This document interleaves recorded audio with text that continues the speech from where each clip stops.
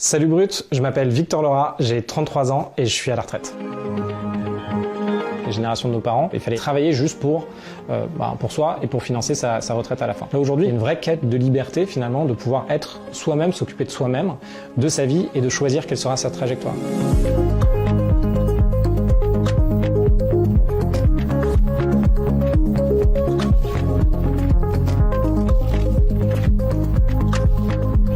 J'ai eu un déclic en fait en allant au travail, je pense comme pas mal de monde. J'étais dans la ligne 1 du métro et là j'ai vu une femme assise d'une quarantaine d'années, entre 40 et 50 ans, et elle avait l'air un peu dépressive et je me suis dit oula, en gros moi je me dirige directement vers ça, donc il faudra peut-être que je réfléchisse à quelque chose. Et le soir j'ai regardé sur des blogs américains comment on peut ne pas travailler, et là je me suis dit ok, en fait il y a un truc et ça a l'air de marcher et c'est très mathématique. Donc premier élément, moi j'ai commencé à contrôler mon niveau de vie, et après quand j'ai commencé à bien investir surtout en bourse et à comprendre le pouvoir de l'épargne, là je suis devenu totalement drastique.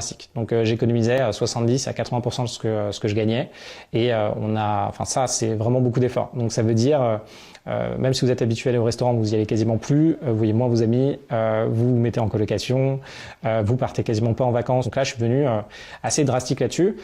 Cette hygiène de vie-là allait aussi avec le fait que je commençais à beaucoup, à côté de mon job, travailler pour faire des investissements. Donc que ce soit à l'immobilier, ça prend beaucoup de temps. Donc je passais mes week-ends à essayer de trouver des immeubles, des appartements achetés. Et du coup, le week-end, principalement le samedi, je partais très tôt. Donc je prends toujours les premiers trains les plus tôt pour aller dans d'autres villes.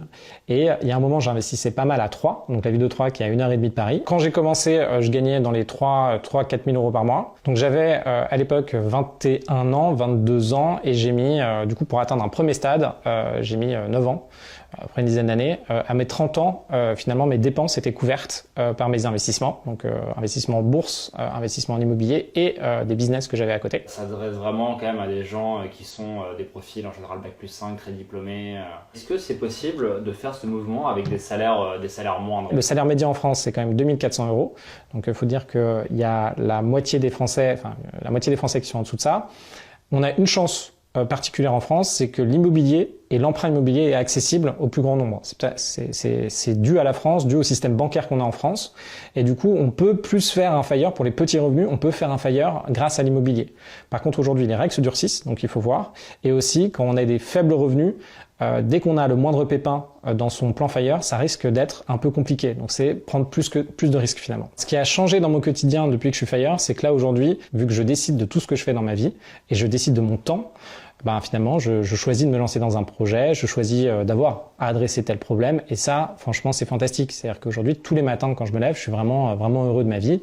Je souris, je suis content, même s'il y a des choses, qui sont à régler. Avant, par exemple, les générations de nos parents, il fallait faire des études, comprendre un secteur avec des informations qui étaient très dures à trouver, avoir un job et potentiellement faire le même job toute sa vie et travailler juste pour soi et pour financer sa retraite à la fin. Là, aujourd'hui, nous, on est dans un monde qui est beaucoup plus ouvert. C'est-à-dire qu'il y a une vraie quête de liberté finalement, de pouvoir être soi-même, s'occuper de soi-même, de sa vie et de choisir quelle sera sa trajectoire. Je pense que le niveau de dépression et de burn-out a quand même augmenté, ou en tout cas ce qu'il en ressort, c'est qu'on se dit ok, si à un moment je suis pas bien et que j'ai envie de faire un break et peut-être prendre un mois pour aller, au fin fond de la Bourgogne-Franche-Comté pour être dans une maison et faire un break, faut que je puisse le faire. Et du coup, il faut que je me sépare de ce besoin d'argent. Et là, je pense que c'est assez fort sur nos générations.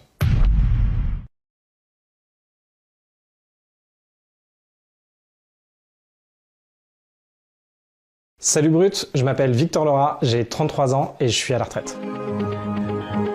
Les générations de nos parents, il fallait travailler juste pour soi et pour financer sa retraite à la fin. Là aujourd'hui, il y a une vraie quête de liberté finalement, de pouvoir être soi-même, s'occuper de soi-même, de sa vie et de choisir quelle sera sa trajectoire.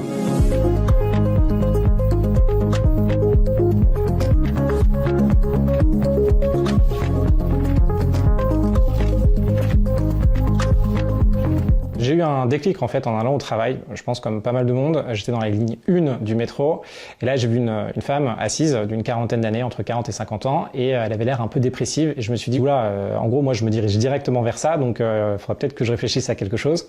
Et le soir j'ai regardé sur des blogs américains comment on peut ne pas travailler, et là je me suis dit ok, en fait il y a un truc et ça a l'air de marcher et c'est très mathématique. Donc premier élément, moi j'ai commencé à contrôler mon niveau de vie, et après quand j'ai commencé à bien investir surtout en bourse et à comprendre le pouvoir de l'épargne, là je suis devenu totalement drastique. drastique. Donc j'économisais 70 à 80% de ce que je gagnais.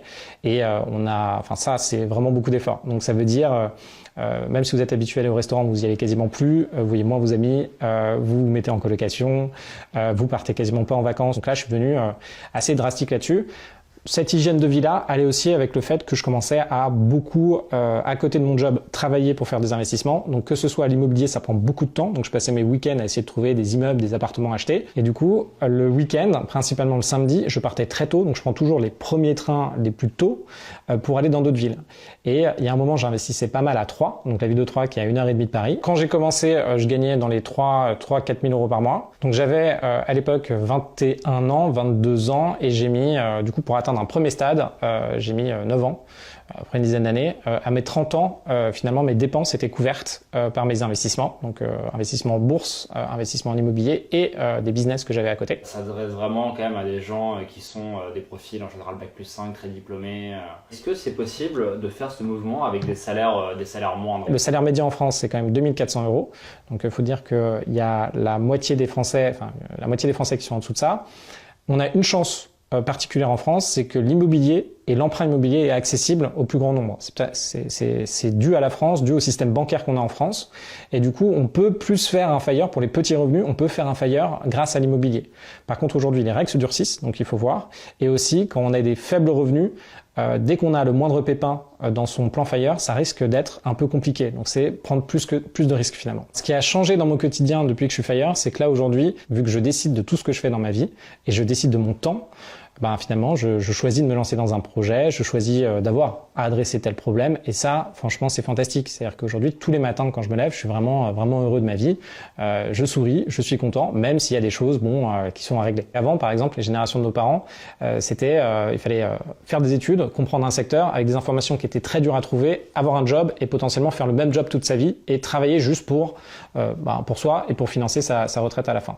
Là, aujourd'hui, nous, on est dans un monde qui est beaucoup plus ouvert. C'est-à-dire qu'il y a une vraie quête de liberté finalement, de pouvoir être soi-même, s'occuper de soi-même, de sa vie et de choisir quelle sera sa trajectoire. Je pense que le niveau de dépression et de burn-out a quand même augmenté, ou en tout cas ce qui en ressort, c'est qu'on se dit ok, si à un moment je suis pas bien et que j'ai envie de faire un break et peut-être prendre un mois pour aller, au fin fond de la Bourgogne-Franche-Comté pour être dans une maison et faire un break, faut que je puisse le faire. Et du coup, il faut que je me sépare de ce besoin d'argent. Et là, je pense que c'est assez fort sur nos générations.